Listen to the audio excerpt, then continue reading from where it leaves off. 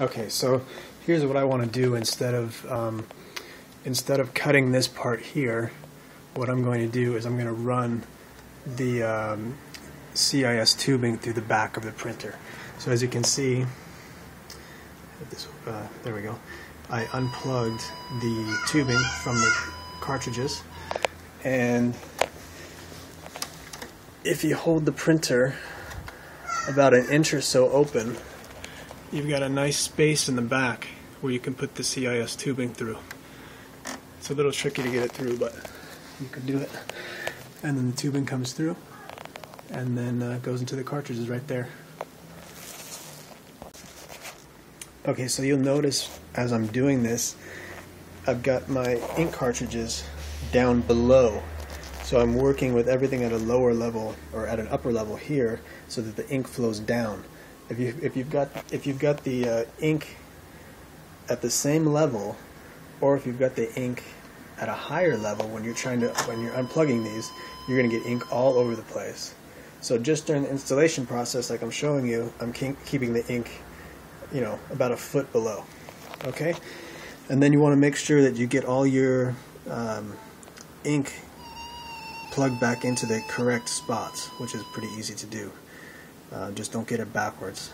Okay, and then I'm going to flip this around. I'm going to press those in, and I'm going to tape this down, and that'll be that. Okay, so now I've got my ink cartridges installed. I plugged in the ink again, and this is running out the back. You can't see it, but I've got one piece of tape, clear tape, coming across here just to hold this in place. And then if you go along the back, you'll see,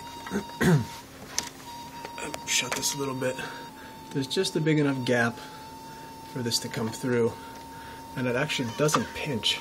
I mean, it holds it tight, but it's not bad.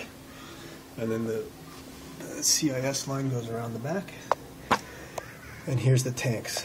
So now at this point, I'm going to remove the tape and install the fillers. I mean the air filters. And I notice I'm doing that afterwards, because if I install the air filters first and I had it down there like I did before, then the ink's going to go all over the place.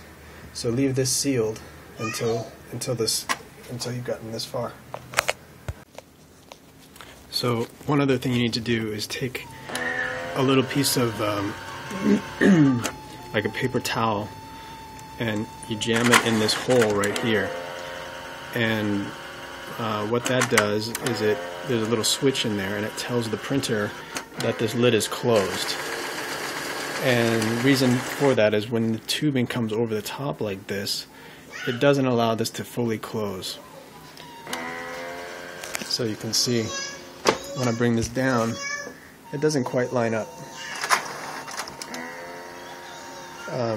But that doesn't bother me, because at least I'm not ruining my warranty. I can always return this, since I didn't break off those tabs.